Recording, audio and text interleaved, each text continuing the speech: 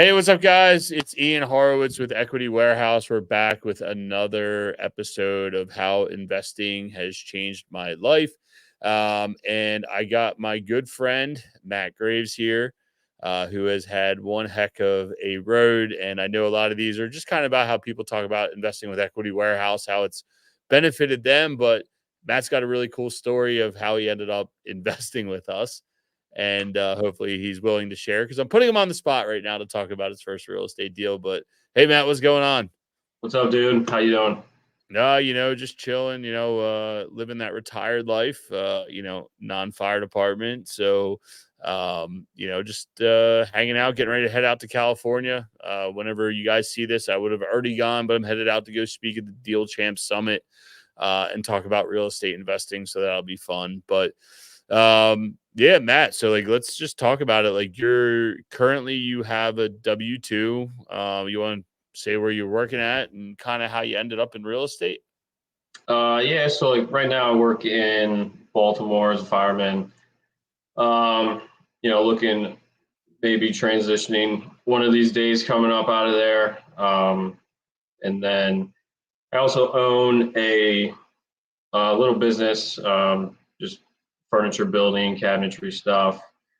And obviously I invest with you.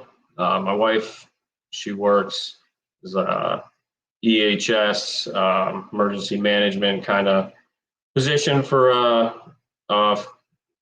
corporation, and yeah. So, So yeah, all right. So here, we'll help this along. So Matt's very humble, a little furniture making business, guys. If you're looking for furniture, or pocket doors, you can see one of those barn doors in the back corner. My man put some stuff together. So let's not devalue what you do. You absolutely crush it. You've built furniture for a few of our friends. I've seen the work. It's uh real oh Real man, what's your Woodworks. yeah, let's get that out of the way. The Real Woodworks, it's on Instagram. Go check it out. It's legit. But let's talk about let's just kind of talk about your journey from obviously I got started in real estate. You were helping me, and then you wanted to buy your first house. Like what was that experience like for you actually being a physical owner operator of real estate? Uh, Actually, being the owner, it was miserable for me. Um, so, like you said, like your first house, like I remember demoing it with you, and like your big thing, you just kept saying, "I'm going to get 100 houses. I'm going to get 100 houses." You kept saying it over and over, and I was like, and I'd only known you for a year or two at that point. So I was like, this dude's crazy. Like, I don't know how he could do that. But like, I watched you, you kept going and going and going. And then, along came the deal for me to get into it because I thought, that was what I wanted. And I bought into my first house, in the city. And then at that point, I lived, in Pennsylvania. So I learned pretty quick. It ended up being a huge hassle for me. I was getting phone calls in the middle of the night. My tenant was screaming at me that the washing machine was leaking, flooding the basement, and then I wake up, I'm freaking out, and I'm rush down there, and nothing was wrong. So it was like just these things just over and over. Had to deal with some squatters, had to deal with a few evictions, and I learned pretty quick that wasn't for me. So then, obviously we kind of figured out a deal. You took over and handled all that stuff. And then from that point on, I was pretty committed to just letting you do that, for me for full time, like just becoming an investor and letting you handle it. And so that the first and only time I owned a rental. Yeah. So I mean, with that being said, like owning a rental, there is a lot of headaches. Everybody has this allure. Obviously, I got a bubbly personality. I know I can say that like I got my eye on the prize, and there is this allure about real estate of like, yo, it's super easy, it's super passive, just stick the people in there, and there's no headaches. Like I think you learned really quick that that's not the case. I mean, do you think if you would have kept at it and like put those problems aside, you could have gotten to a few more houses and maybe got some team members in place and been happy? Or you're like, dude, I just don't want to own. I want to find a better way to get into real estate. I think if I legitimately stuck at it and kept going and going, I could have, I was thinking like if you get 5 houses at that point, like you have enough coming in, you can afford to have, a team and everything. And I would have felt more comfortable doing that. But in order to get to those 5 houses, like I wasn't ready to do that stress. Yeah. And if I lived closer, maybe I could have, done it. But like I live an hour and 15 away. I was starting a family, and it was just like I just can't do it. Yeah, no, I get it, man. And it's, at that time I was out of my mind, just grinding away, and I get it. So let's talk about, so I guess let's talk about, like, you did give us a sweetheart deal where we were able to assume the mortgage, and then we owner financed some of the difference. We gave you some cash. Um, what was your mindset behind that, of like, basically, to me, you were taking a liability and turning it into an asset. I don't know if you fully conceptualized that yet, to be like, that's what I was doing, but like, what was your thought? What was your trust? Why were you willing to do that to get out of that situation? I guess is my question. So I had absolutely no idea that I was doing anything that you just said. In my mind, I was just thinking, I trust this guy. I know everything that you've been doing, and like, it was not. I didn't even have risk in my mind when we did all that. I was just like, this dude is taking this off my plate. I feel 100 times better, and like, just I just washed my hands of it. Yeah, no, I mean, I get it. It's funny. It's the same way I feel about like doing stuff around my house. And if we were talking about doing build-ins, I'm like, fuck this. I'm calling Matt. Like, there's no way I'm not doing this. Like, it's the same thing, as we all have our specialty. Um, yeah, no, I get that. So then from like there, I think you made a pretty conscious effort to then start putting cash into each one of our deals and being a really good saver. And it's not just our deals. I know you have other retirement. We'll talk about your other investments that you have besides just what we do. But like, what's your plan? Like, what was your goal in investing with us or any of these other investments? What's your overall goal for your cash working for you? So like growing up, I was addicted to saving. And like my thing was I wanted to grow my savings account as high as I could go. And then, I got hired by the city in 2010 and started doing deferred comp. And that was the very first time I'd ever like tried investing or whatever. Um, so then as I saw you and, you're going along, I realized, just from talking to you, listening to you, driving around with you, like how important it was going to be for my money to start working for me. So I took my entire life savings at that point. I got at that time, she was just my girlfriend, Jackie. I got pretty much her whole life savings. We put it together and we did that first house flip with you on, what was it, Dumbarton or something. Yeah, Dumbarton. Yep. So we put in like 35 and, we got back, I think what, 40, 45 or whatever it was in like 6 months. And from that point, I was like, wow, I couldn't believe it.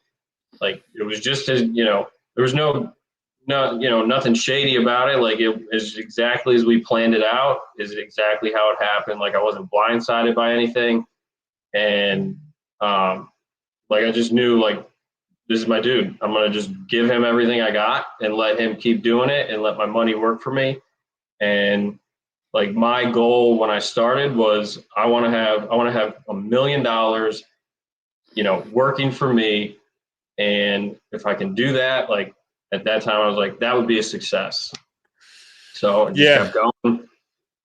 Yeah. No, I mean, dude, that like, I think you're glazing over a big point, and I know you don't do a lot of podcasts, and that's what this segment's for. For I'm talking to our capital investors that aren't marketers, that aren't guru guys, that aren't like trying to sell something. Is you're a really good saver, and I know in our industry of fighting fire, where we both came from, the first responder network in general just aren't good managers of money. We all have these, right? Like we have brute force and we have some balls, right? Like that's it. That's all we got. And they don't think about how saving, how being diligent, how navigating better work raises, just saving some money, not putting it all out on the line every single time. We already put our lives on the line. Why put everything on the line all the time?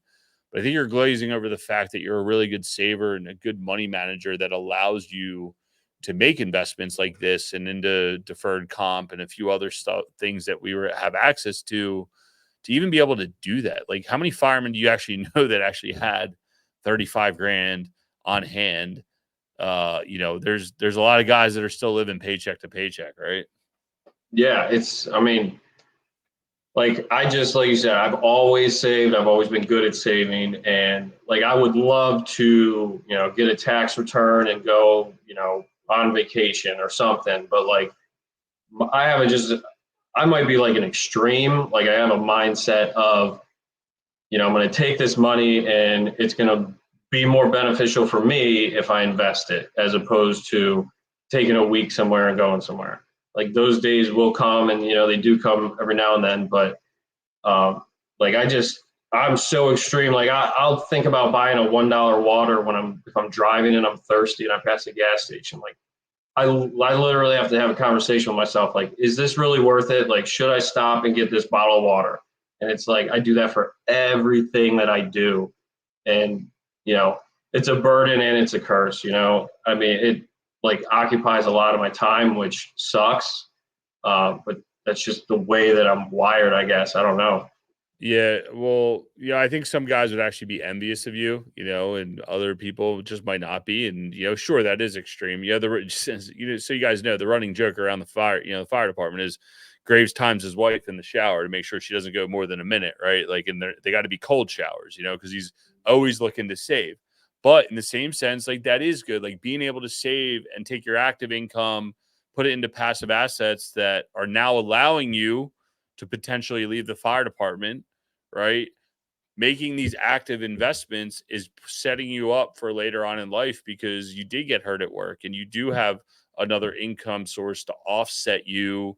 This goes back to, we're putting our lives on the line. Like, I broke my ankle, I'm down and out. You got hurt at work, you're down and out. Like, there's not overtime opportunities. There's no other ways to make additional money. And Right. honestly, if you go and make additional money elsewhere, you might get in trouble. So with that being said, I think making that money work for you and support you, you need to look at it as almost like another support system to get you off the ground. I think that's a good way to look at it. And I think you've kind of alluded to it. Like, you never really said like, I have to do this, but it's just something you enjoy that works side by side with your saving abilities to get you to that next level, even though maybe you haven't conceptualized it 100%, right? Yeah. Yeah. I mean, it's like, I mean, I look at, my mom, she's 70 years old and she still has to work. And Right. it's when I reach the age where I can retire, or want to retire, like, I don't want to have to still go to work.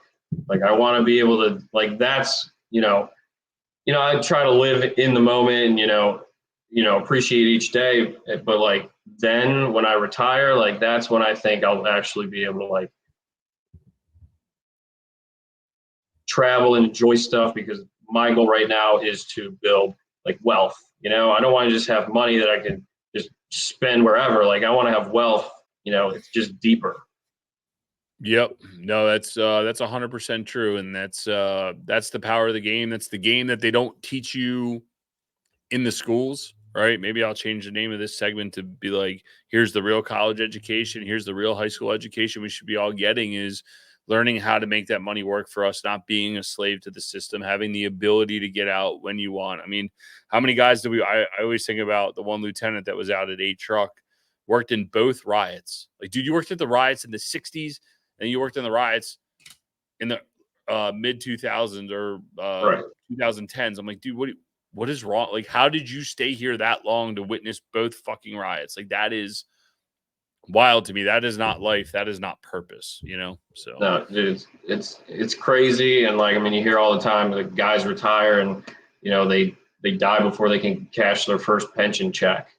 And it's like, I mean, I know everybody's situation is different. But like, I have this plan in my head, and that's like what I shoot for every day. Like everything I do, I think, how is it going to affect me in the future?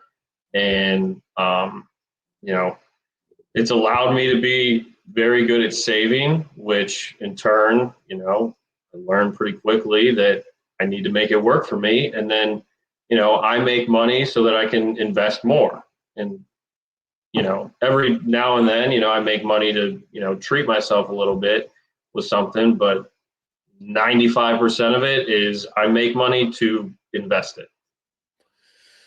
Yeah, no, that's smart. And you've taken some opportunities to invest into some other vehicles. You're using the IRA to be able to invest with us and do some other investments with that. You're using your deferred comp at work, and having the different buckets, and you're pretty much in line with everybody else that we've had on this segment. Is you have a plan, like you know where you want to get to, and you're executing that plan every single day and not losing sight of it. And that's awesome. Well, just out of curiosity, like how's been investing in the IRA? How's that treated you? I know we sent an email out a few weeks ago telling people how that works. How's that experience been for you? For Camel Plan, Yeah. The I mean, IRA. it's been great. I'm hitting a little roadblock now because I can't contribute anymore. So I have to figure out a way to do that. I think you can backdoor IRA or something. Yeah. So like up until now, it's been great. Now I got to figure this out. But like, yeah, dude, I just, contribute every year. We max it out every year. And from there, like everything goes right into it. It stays right into it. My interest goes into it, and then it just automatically keeps going. And like knowing that I can't touch it, except for emergencies or whatever, like then it's not tempting whatsoever to even think about touching it. I just let it keep working and working and working, and then obviously down the road, if you sell whatever we're in, then we get that really good return, and all that stuff is just tax free. And like they get a lot of my taxes, but anything I can do to offset it, like it's a no brainer. Yep. Well, welcome to being online. We don't say tax free; we say tax advantaged. Tax advantage. Yep. But either way, there's a lot of tax benefits, and sometimes it can be a tax free investment depending how you're set up and how we set it up with you. But yeah, no, that's awesome. Before I let you go, what do you think the future holds, not only for your investing career, or what your goals are of making your money work for you over the next few years? Um, Hopefully I can like I said, my business, I would like to get that, really, really going. Um, and then I just, I'm pretty much doing the same thing, just keep investing and, just, I think right now, whatever we're doing is working, and I'm just going to keep going like that. Yeah, man. No, I appreciate having you on, and I look forward to watching what happens with your investing career and watching you grow. And it's been fun to work with you, and you helped us get started. I helped you get started in a roundabout way, and it's been real fun. And appreciate you, man, and look forward to continuing to growing together. Yeah, same here, man. Thank you. All right, brother. Catch you on the next one, guys. See you.